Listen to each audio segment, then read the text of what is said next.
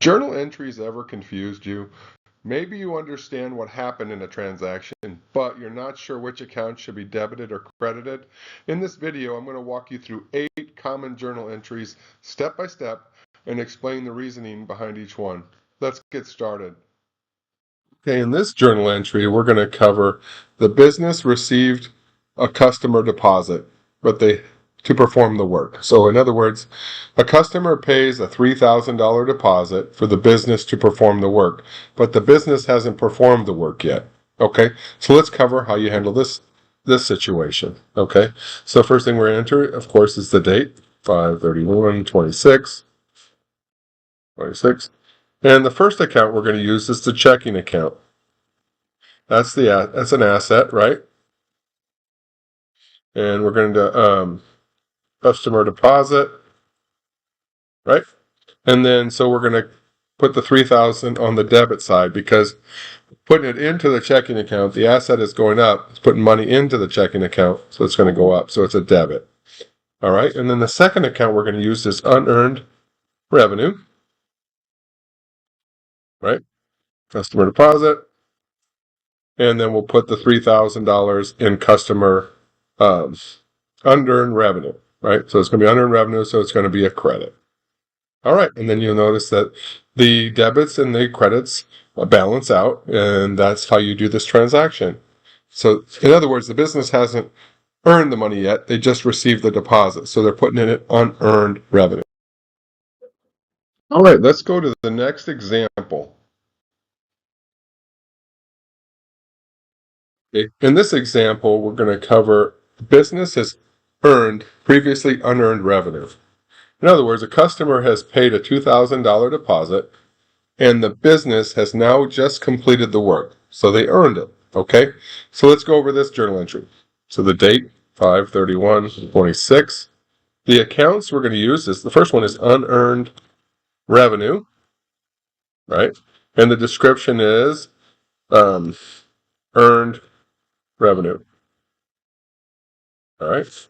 And then, so on this one, on unearned revenue, we're going to debit them $2,000, right? Okay. And then on the next account, we're going to use service revenue, right? Earned revenue, and that's going to be $2,000 to the credit side. And then if you check and see, everything is balanced, $2,000 on the debit side, $2,000 on the credit side. And this is how you do that transaction. All right, let's go to the next one. Okay, before we go to the next example, I want to show you something. If you've ever watched a journal entry explanation and thought, okay, I understand what happened, but I don't understand which accounts need to be debited or credited, that's actually why I created my simple journal entry solver. Instead of memorizing journal entries, you simply describe your transaction, enter the amount, and the spreadsheet helps you build the entry. Let me show you an example. Okay, for this one, we'll put the date in. All right, the name of the business, your business, and transaction type, business, paid a credit card bill. Okay, let's go $500, enter that in, and then the journal entry is done down here. So it took the journal entry credit card payable, it debited $500. The credit card liability decreases the cash, and it shows you which accounts are ready to use. And it does this for numerous transactions, and it says balance ready to post, so you don't have to wonder which one's going to be debited or credited. If you're interested in learning more how to get my simple journal entry solver, the link will be in the description. Okay, let's go back to the video. All right, let's go to the next example. All right, in this journal entry, we're going to do it as you're a business that just completed a job and you sent an invoice to a customer for $2,000 for the work that's already been done, but you haven't been paid yet. Okay, they promised to pay you next month. Okay, so let's get into this. So the first thing we want to do is put the date in. And then the first account that we'll use is accounts receivable. Right? And then the description is finished job, billed client, whatever you want to put in there. Okay. And then so we sent the bill. That's $2,000 to the debit side. And then the next account that we're going to do is service revenue. Right? All right. And that is going to go as a credit. Right? So the logic behind this is the business earned the revenue because the work has already been completed, but the customer has not paid yet. Right? Since you're owed the money, we record that as an asset called accounts receivable. And that's how this works. And so you have $2,000 on the debit side, $2,000 on the credit side. They balance out. Okay. All right, let's go to the next example. All right, the next journal entry we're going to do is called a bad debt write-off. All right. This is where, let's say in this case, the customer has an invoice for $750 with the business, and the business determines that it's not going to be collected. It's uncollectible. So we're going to write it off. Okay, so let's go up to the top here, put in the date, 5/31/26, today's date. And then it's going to be a bad debt expense. That's the first account that we're going to use. And this is going to be a bad debt write-off. Okay, that's what the description is. And then we are going to put this $750 as a debit on the expense side. Okay? And then the next account that we're going to use is we're going to accounts receivable, right? Bad debt write-off. Okay, and then we're going to make this a credit because we are crediting accounts receivable $750. And that's how that works. So it's $750 to the debit, $750 to the credit, and this balances. All right. Let's go to the next one.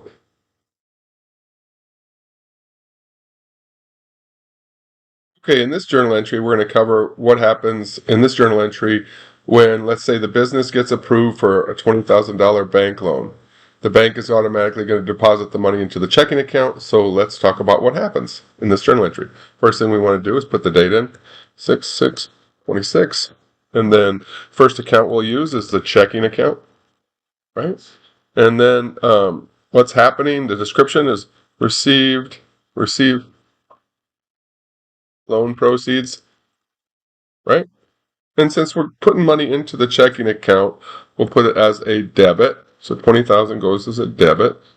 And then the second account that we'll use is loan payable, right? Receiving loan proceeds, and that's going to go as a credit. Perfect, right? And so basically what happened is the checking account is debited because cash has increased, right? And the loan payable was credited because the business now owes the bank $20,000. You notice in this journal entry that revenue is nowhere in this journal entry. Okay, let's go on to the next one. Okay, I know journal entries can be tricky to people, so let's go ahead and take this one slowly. This is one where the business made a loan payment. The business makes a loan payment of $1,500. $1,200 is principal, and $300 of it is interest. So let's take it slow. Here we go. So we'll first put in the date because dates are really important. All right, and then the account that we're going to choose, the first one is going to be loan payable. The description, business made a loan payment, right? Okay. We want a debit loan, loan payable. And then the next, go down to the next line. And the next account we're going to use is interest expense, right? Business made a loan payment, and that's going to be $300 on the debit side. Okay. And then for this next account, we got three accounts we're using on this one. And this one is the asset account. So it's going to be the checking account, right? And the business made a loan payment, and since we're taking money out of the checking account, it's going to go as a credit. So it's leaving the account, right? And assets go down with a credit. Okay, and as you can see, we have $1,500 on this side, $1,500 on that side, and it all checks out. That's how you do a journal entry where a business made a loan payment, where you have to separate the loan payment, the principal, and the interest. All right, let's go to the next one. Okay, in this journal entry, we're going to go over the scenario of an owner putting money into the business. More specifically, the owner is going to put $5,000 into the business. Okay, let's do this one. Okay, first thing we do is the date. 6, and then the first account that we're going to use is the checking account. All right, and then owner invests cash into business. Right? And so, since we're putting money into the business and it's going into the asset account, which is the checking account, it's going to go as a debit, $5,000. Okay? And then the second account we'll use is owner contributions. Okay?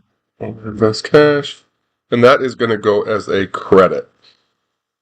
And if you see there, we got our debit and our credit, and they're balanced perfectly, and that's how you do this scenario. Let's go to the next one. All right, in this journal entry, we're going to cover what happens when a business purchases a vehicle, maybe a truck, a car, whatever they're going to use for the business, and they use cash to pay for it. In this example, we're going to use cash to buy a vehicle worth $25,000. Okay, we're going to purchase a vehicle. Okay, so the first thing we do is put in the date in the journal entry, because dates are important. And the first account we're going to use is vehicles. All right, it's an asset account. And then we'll business purchased vehicle with cash. Okay, and then since we're purchasing the vehicle, we're going to make the $25,000 a debit. Okay, and then the second account we're going to use is the checking account.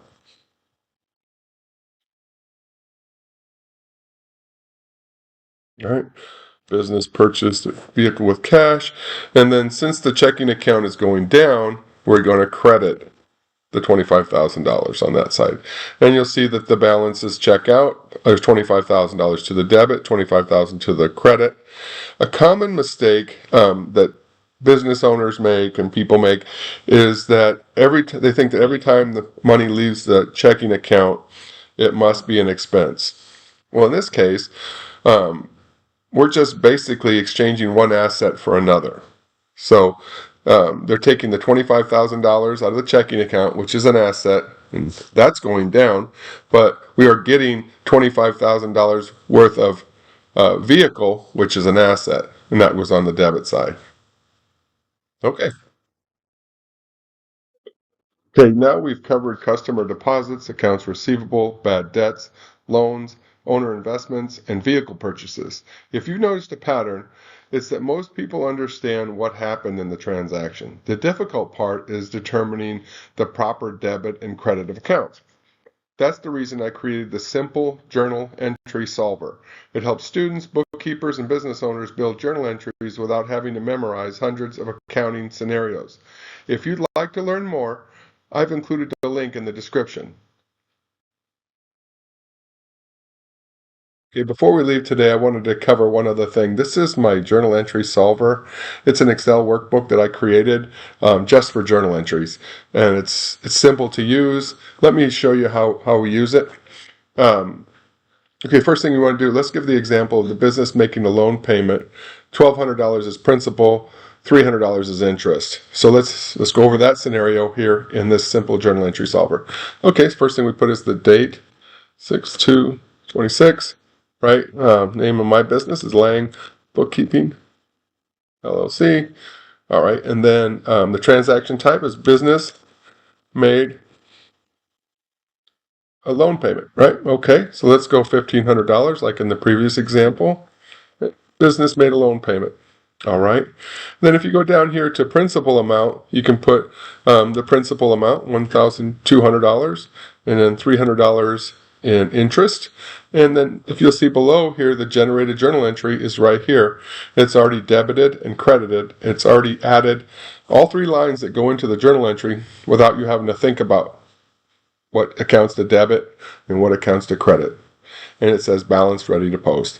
And you can also go to a print view, you can print it out, and so forth. But the main thing of this is it helps you not have to think about whether you have to debit or credit certain accounts. It does it for you. If you want more information on this, the link will be in the description. It'll take you to my website and then to Gumroad for the final sale, where you can download the digital product.